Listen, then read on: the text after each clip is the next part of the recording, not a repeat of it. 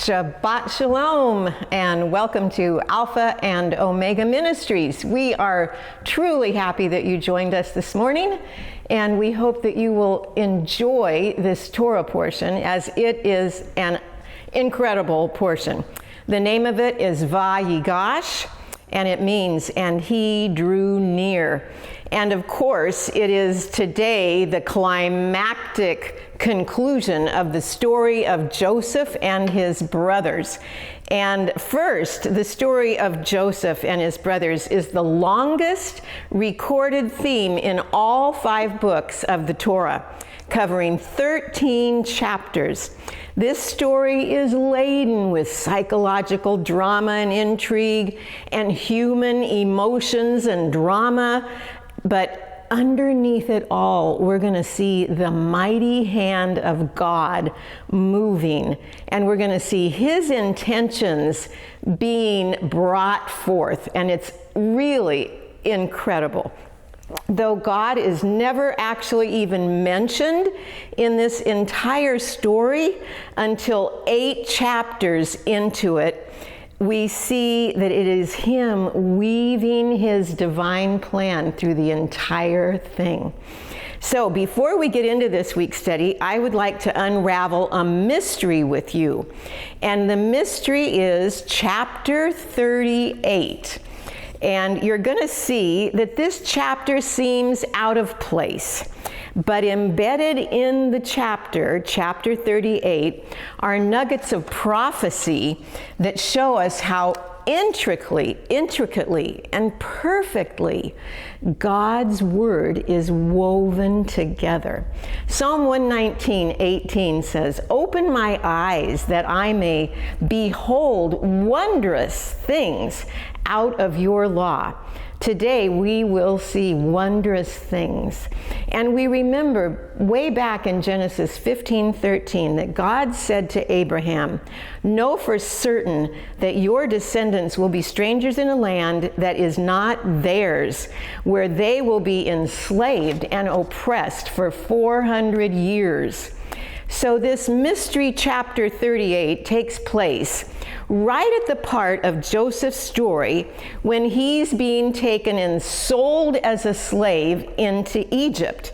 And everything in this story has fit together just perfectly until chapter 38. And then there's this big interruption. Chapter 38 is about Judah going down to Egypt and finally getting Tamar pregnant. So why would that story be inserted right into the part of the story where Joseph is about to be sold as a slave? In fact, he's just being sold as a slave. The very last verse in Genesis 37 is Genesis 37:36. Now, the Midianites had sold him, Joseph, in Egypt to Potiphar, an officer of Pharaoh and captain of the guard. So that ends chapter 37. So you'd think the next chapter would say, and Joseph whatever, but it doesn't. It goes into Judah going down. So that's the end of chapter 37, and the beginning of chapter 39, Genesis 39:1 says, "Now Joseph had been taken down to Egypt, and Potiphar, an officer of Pharaoh, captain of the guard, an Egyptian, bought him from the Ishmaelites who had taken him down there." So that is the perfect fit, right? So why do we see chapter 38 inserted? Well, there was a second theme going on. Not only is Joseph being sold into slavery, but there's another theme. And the theme is that the brothers are struggling for leadership. Who is going to be the leader of this huge family? Jacob's sons were fully aware that of Abraham's 2 sons, only one had been chosen, and that was Isaac. And of Isaac's 2 sons, only one had been chosen, and that was Jacob. On Jacob's sons now, of all of his sons, who would be chosen? The strong emotions for leadership cloud the relationship between the brothers. So in chapters 37 through 50, amazingly, other than the names of the 70 who went to Egypt, the Torah quotes only 3 of the 12 sons of Jacob by name. And those are Reuben, Judah, and Joseph. Only those 3 are actually named in this whole story. So they're locked in a historic struggle for the leadership. Who will win and how? That's what we're going to look at right now. Reuben is Jacob's firstborn and the rightful heir. Genesis 35:22b tells us, Reuben went in and slept with his father's concubine Bilhah, and Israel heard of it. And 1 Chronicles 5:1b says, because Reuben defiled his father's bed, so he is not reckoned according to birthright. Joseph is Rachel's firstborn and Jacob's favorite. Genesis 37:3a says, Jacob loved Joseph more than any of the other children because Joseph had been born to him in his old age. So favoritism plays a role in all of this, seemingly. We'll see. And there is Judah, who had no real right to the position of leadership, except his willingness to step up and take it. To be a leader, you have to be willing to give your life. We'll see. At the scene in the field, when the brothers see Joseph coming toward them, we see this struggle in the dialogue. So listen, in Genesis 37:22 it says, and Reuben said to them, shed no blood. Throw him into this pit here in the wilderness, but do not lay a hand on him, that he might rescue him out of their hand to restore him to his father. So Reuben had a good plan, right? He didn't want to see the child die, but he was going to rescue him and take him back to the dad. But interestingly, there's no response from the brothers. Did Reuben lack respect? Was it because of the issue with Bilhah? Or were there other things going on? We're not told about other things, but we know that the brothers said nothing after Reuben spoke. And so then Reuben disappears from the scene. We aren't told where he went, but we know he's gone. And Judah steps up next, and he says in Genesis 37:26 and 27, then Judah said to his brothers, what profit will we gain if we kill our brother and cover up his blood? Come, let us sell him to the Ishmaelites and not lay a hand on him, for he is our brother, our own flesh. And they agreed. So then later in the story, during the famine, when the brothers, when Jacob refuses to send Benjamin with the other brothers down to Egypt to buy food, Reuben tries to persuade Jacob to let Benjamin go. And this is what Reuben says, Genesis 42:37. Then Reuben said to his father, you may put both of my sons to death if I do not bring him back to you. Entrust him to my care, and I will bring him back. And Jacob is not moved. Would you be? If a son of yours said, oh, don't worry, I'll bring your son back. I'll just kill my 2. That's how much I'm going to protect. No, you don't want your own grandchildren killed. There has to be a better way. But obviously Reuben isn't willing to give much of himself, except he'll put his own sons to death. So in the middle of the same scene, Judah says, Genesis 43:9, I myself will be surety for him. You may hold me responsible for him. If I do not bring him back to you and set him before you, then let me bear the blame before you forever. Judah now brings the language of the Messiah in when he volunteers to be surety for Benjamin. This is the concept in Hebrew called aravut. I'll repeat that for you, aravut. Aravut means you will guarantee to cover the debt of another person. Something that they may owe, you will cover, or you will cover whatever they have done. You'll become the thief for them. How is this messianic language, you may be asking yourself? Well, listen to Hebrews 7:22. By so much more, Jesus has become a surety of a better covenant. And in another version it says, because of this oath, Jesus has become the guarantor of a better covenant. When we hear surety or guarantor, it's a messianic trait, and that's what's being described. Judah uses it when he says that he himself will be the surety, the guarantee for Benjamin. He will cover for whatever Benjamin needs. And he's just making that blanket statement. The same way that Yeshua, or Jesus, is the guarantor of a new covenant. His blood guarantees that when we seek forgiveness of our sins, they are covered. He guarantees it. His blood was shed to guarantee that better covenant. Hebrews 13:12 says, and so Jesus also suffered outside the city gate to make the people holy through his blood. His blood guarantees our holiness when we accept his forgiveness. Jesus is the guarantee or the surety. So you remember that Abraham was told that Lot, his nephew, had been kidnapped. Genesis 14:11 and 12.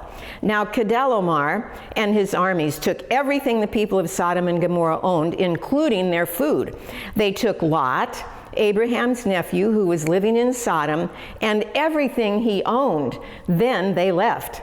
So on the board, I want you to see these two Hebrew words, ha-ivri and eved.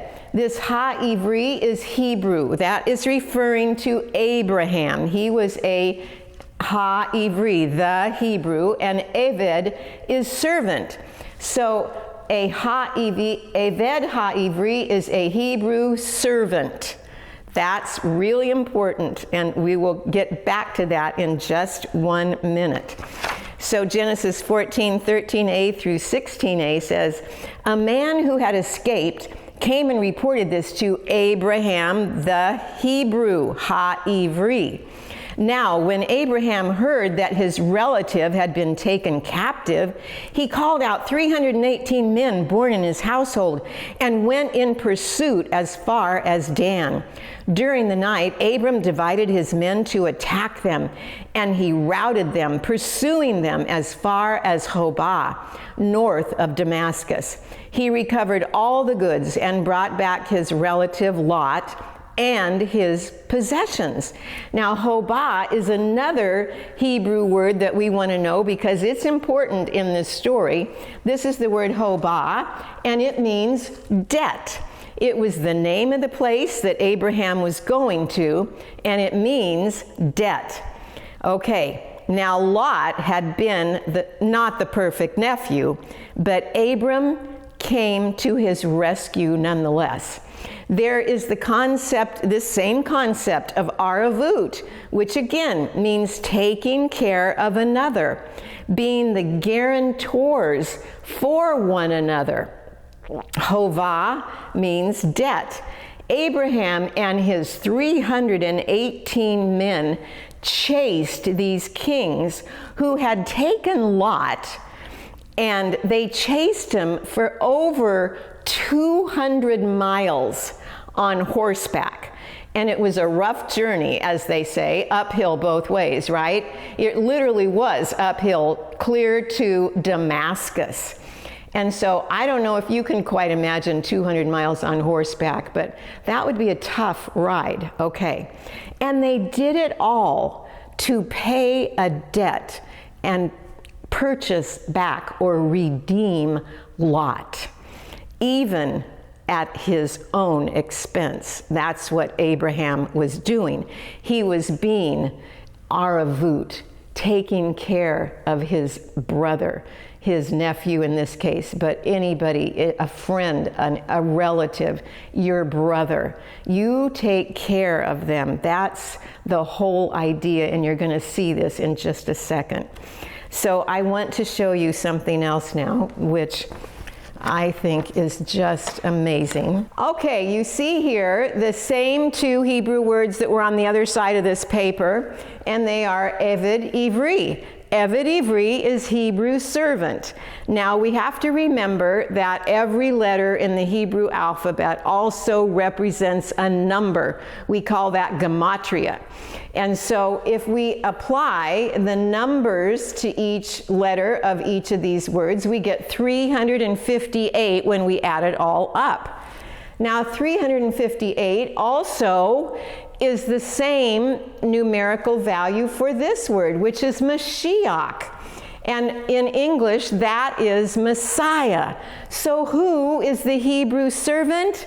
Messiah is the Hebrew servant. Isn't that incredible? Abraham was the Hebrew servant. He was going to retrieve his brother. He was aravut. He was stepping up to be the guarantor for his brother. Now, the amazing thing I want you to see about this is in Galatians 6:2, and it says, "Bear one another's burdens, thus fulfill the law of Messiah." Did you know that there was a law of Messiah? When you read this verse before, did you apply this concept of rescuing your brother, being the surety or the guarantee? Let me read it one more time. Galatians 6:2. "Bear one another's burdens, thus fulfill the law of Messiah." That's love. That is true love. Abraham had a choice. He could have ignored the messenger and let Lot deal with his own problem, or he could go and rescue him, becoming his guarantor. So Judah, in using this language, is becoming the leader. How? By giving everything he has to save his brother, even his life. He's becoming the surety. Now, back to our mystery about why chapter 38 is in the midst of the story of Joseph. We see more connections. The brothers used a rare term when they took the bloody robe of Joseph to their fathers, and this is what happened. Genesis 37, 31, and 32. "Then they took Joseph's robe, slaughtered a young goat, and dipped the robe in the blood. And they sent the robe of many colors and brought it to their father and said, 'This we have found. Please identify whether it is your son's or not.'" So when they said, "Please identify," they used the Hebrew words, haker na. Haker na. And we don't know the tone that it was said in, but the words themselves don't feel very kind, okay? So haker na. Well, we don't hear those words again until we get to the story in Genesis 38. And Tamar uses the identical term when she says to Judah, Genesis 38:25, "As she was being brought out, she sent word to her father-in-law, 'By the man to whom these belong, I am pregnant.' And she said, 'Haker na.' Please identify whose these are, the signet and the cord and the staff." Haker na is only used 2 times in the entire Bible. Judah spoke these words to his father, and now Tamar is speaking these words to Judah. Do you see the rule of return in play here? You're going to reap what you sow. We all do. Judah sowed these words and now he's reaping them. And at the end of chapter 38, we remember that Tamar was waiting to marry the third son, but Judah never gives her this son. And when Judah realizes that she is his daughter-in-law and pregnant, he sentences her to death. But then, on realizing that he's the father, he says, "But she is more righteous than I." And Tamar's death was diverted. And this is a big deal because in that day, women really didn't have rights. And so Tamar was just a woman, and here she had prostituted herself, no less. Here, Judah is a man, and he could have easily just brushed her off and said, "Oh, she's a prostitute. You know, she's just saying this." But no, he didn't. He did the honorable thing. He said, "She is more righteous than I." Only a leader does that. Only a leader takes responsibility for what he's really done, or she. Genesis 38:28 and 30 says, "Then the time came for Tamar to give birth, and it was discovered that she was carrying twins. While she was in labor, one of the babies reached out his hand. The midwife grabbed it and tied a scarlet string around the child's wrist, announcing, 'This one came out first.' But when he pulled back his hand, and out came his brother." "What?" the midwife exclaimed. "How did you break out first?" So he was named Perez. The twins never appear again in the Torah except in genealogical lists or tables until centuries later in the book of Ruth. Ruth 4:12 says, "Through the offspring the Lord gives you by this young woman, may your family be like that of Perez, whom Tamar bore to Judah." Ruth 4:18 and 19. "This then is the family line of Perez." He's getting credit for this family now. And who's the last one mentioned? "This then is the family line of Perez, the father of David." It goes clear down to Jesse, the father of David. Perez is credited with that family line, the family line of David. And so way back in Genesis 38, when everybody was busy dealing with their own problems, remember Jacob was in mourning. He thought Joseph was dead. The brothers were all scattered. I'm sure they were in emotional turmoil knowing what they had done.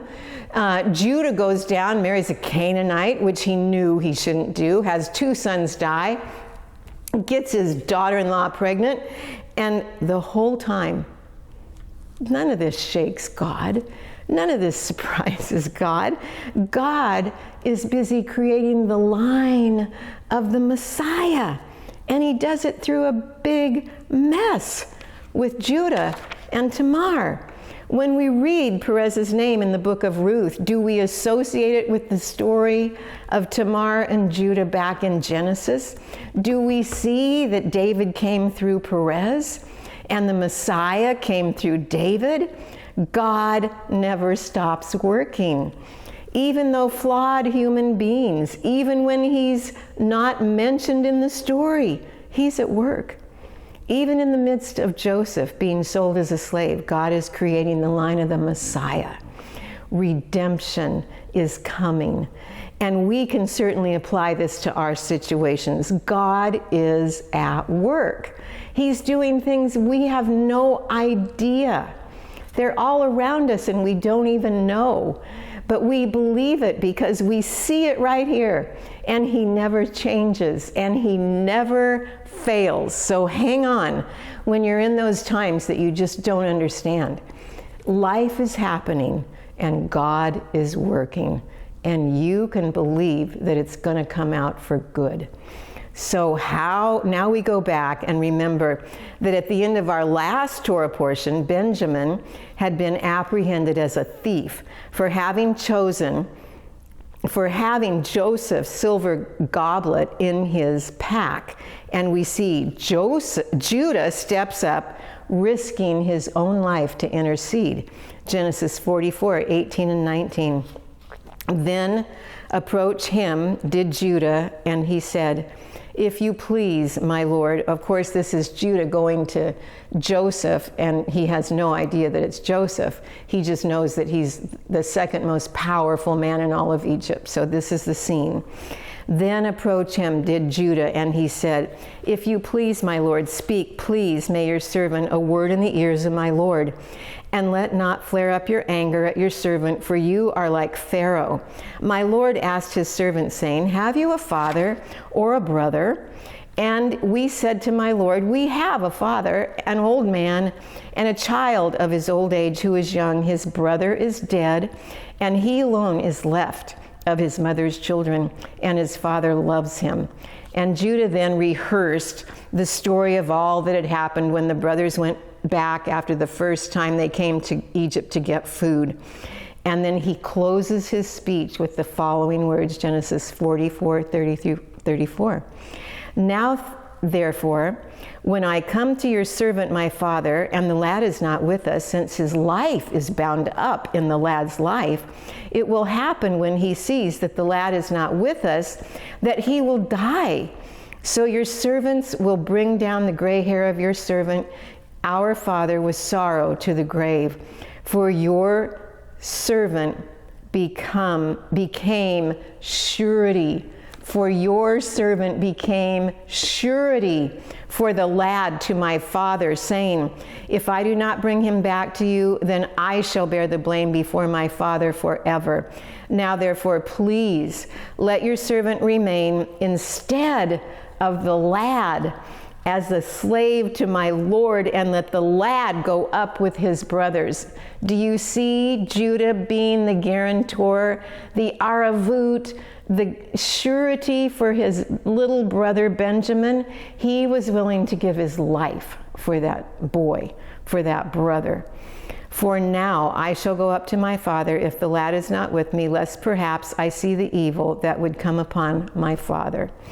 This is aravut.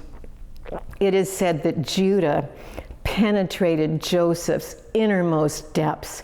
Joseph's heart yearned to reveal who he was, but would remain concealed until the time was right.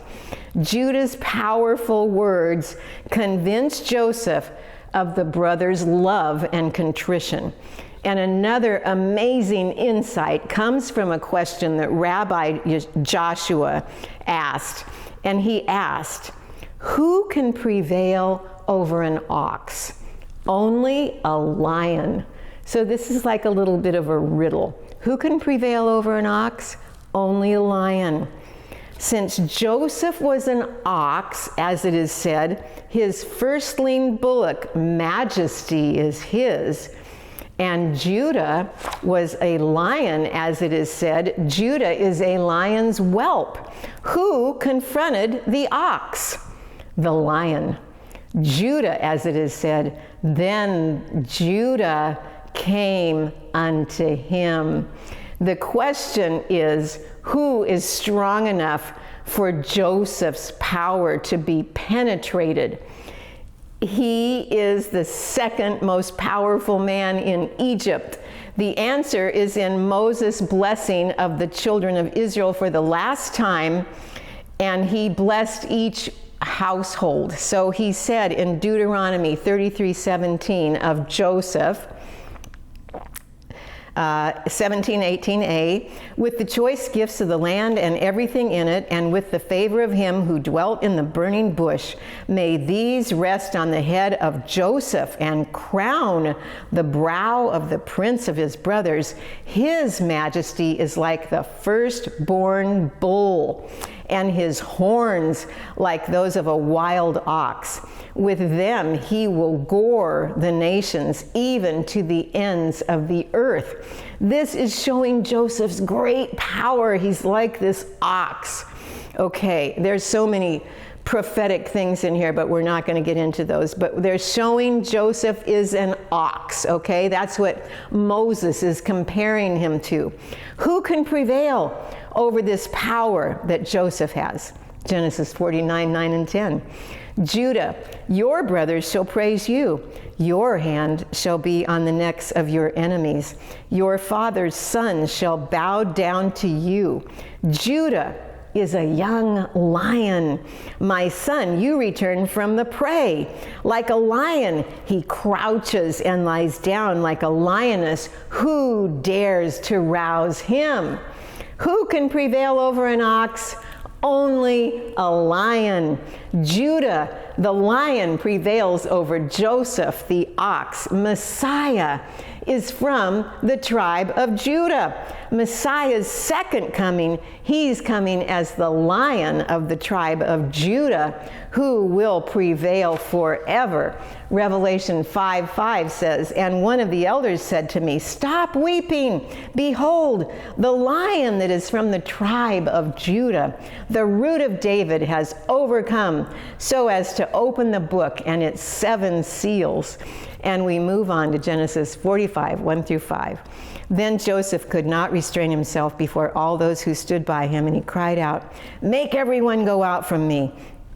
So no one stood with him while Joseph made himself known to his brothers, and he wept aloud, and the Egyptians and the house of Pharaoh heard it.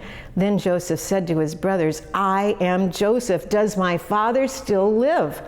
But his brothers could not answer him, for they were dismayed in his presence.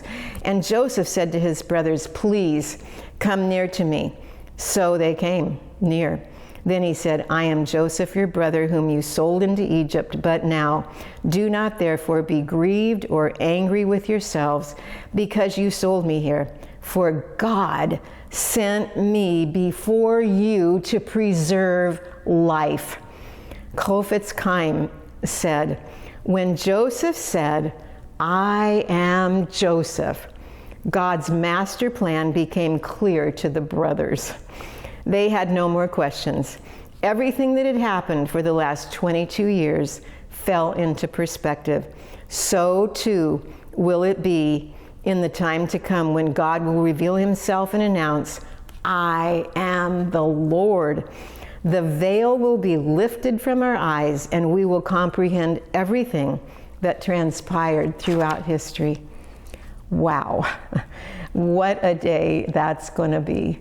It won't matter at that point. We will be with him, and we will be with him forever. And our joy will be complete. Genesis 45, 7 through 11, 14 and 15. But God sent me ahead of you to preserve you for a remnant on earth and to save your lives by a great deliverance. So then, it was not you who sent me here, but God. He made me father to Pharaoh, lord of his entire household, and ruler of all Egypt. Now hurry back to my father and say to him, this is what your son Joseph says, God has made me lord over all Egypt. Come down to me, don't delay. You shall live in the region of Goshen and be near me, you, your children and grandchildren, your flocks and herds, and all you have. I will provide for you there. Tell my father about all the honor accorded me in Egypt and about everything you have seen. And bring my father down here quickly. Then he threw his arms around his brother Benjamin and wept. And Benjamin embraced him, weeping. And he kissed all his brothers and wept over them. Afterwards, his brothers talked with him. You can hear the love in Joseph's words. He had only good in mind. He wanted to care for his family. We also hear the come down language, and we have the advantage of knowing this in our 2020 back rear view mirror. Famine is what God used to bring the children of Israel to bring the children of Israel to Egypt. Isn't that amazing? Down to Egypt, where they would eventually become slaves. He had told Abraham what would happen all those years ago. So do our choices affect God's plans? There are consequences for our choices. but God's word will come to pass. We can choose hatred or division, but God's will is for unity and love. In the midst of chaos, God is still at work. In these times that are dark, God's will prevail. He's always working for our good, always working for redemption, because when the Messiah came, redemption came. He's always working. This brings new meaning to the words, it's always darkest before the dawn. Okay, we're in a dark time now. We know it's even going to get darker because he told us beforehand what would happen. That's his great love for us. But we are not to fear, because the dawn is coming. That day is coming when he's going to ride out of those heavens on that white horse, and we're going to say, the Lord has come. What a day that will be. So the best choices we can make are the ones that agree with God's will. And God makes a promise as he speaks to Jacob, Genesis 46:4a. I myself, God says, will go down with you to Egypt, and I myself will bring you back. So Genesis 46:4a is what we just read, and God is integrally involved in our lives. We see it in this verse. He knows where we are. He knows where we're going, and he's going to be with us. He knows how to get us back, and he's going to be with us on that journey too. It's the whole concept. He's with us. He never changes. He does not leave us. Then there is a long list of names of the families that went to Egypt. They are all men's names, which I'd never even bothered to notice, but I guess some people have noticed, and they want to know why Dinah was the only woman's name in the list. Well, it's because when they make a list like that in the Bible, they mention the men's name because families are known by men's names. I just never thought a thing of it, but apparently there have been people that complained about it. But I want to read to you what Dennis Prager said, because he said the most amazing words, and I want us to really think about what he said. The Torah does not equate fame with significance. Let me repeat that. The Torah does not equate fame with significance. And so many times we get it mixed up and backwards and upside down, because we think that if you're not famous, you're not significant, and nothing could be further from the truth. Nothing. So I just love those words and thought you'd enjoy hearing those too. Genesis 46:26 and 27. All the persons who went with Jacob to Egypt, who came from his body besides Jacob's sons' wives, were 66 persons in all. And the sons of Joseph, who were born to him in Egypt, were 2 persons. All the persons of the house of Jacob who went to Egypt were 70. The number signifies completeness. It is 10 times 7, with the Torah number, which represents completion and divinity. So this is the complete list of the children of Israel that are going to Egypt, about to live out their fate as described to Abraham in Genesis 15:13. Then the Lord said to Abram, know for certain that your offspring will be sojourners in a land that is not theirs, and will be servants there, and they will be afflicted for 400 years. And our Haftorah portion reconfirms that God will bring them back to the land, saying in Ezekiel 37:21 and 22a, thus says the Lord God, surely I will take the children of Israel from among the nations wherever they have gone, and will gather them from every side and bring them into their own land, and I will make them one nation in the land on the mountains of Israel, and one king shall be king over them all. And the Brit Hadashah says in Luke 21:24, and they shall fall by the edge of the sword, and shall be led captive into all the nations, and Jerusalem shall be trodden down of the Gentiles until the times of the Gentiles be fulfilled. And we know that Israel became a nation again in 1948. Israel is 74 years old. So all of this tells us that his coming is so near. So look up, rejoice, and have a great week filled with shalom. Hope to see you next week. God bless you.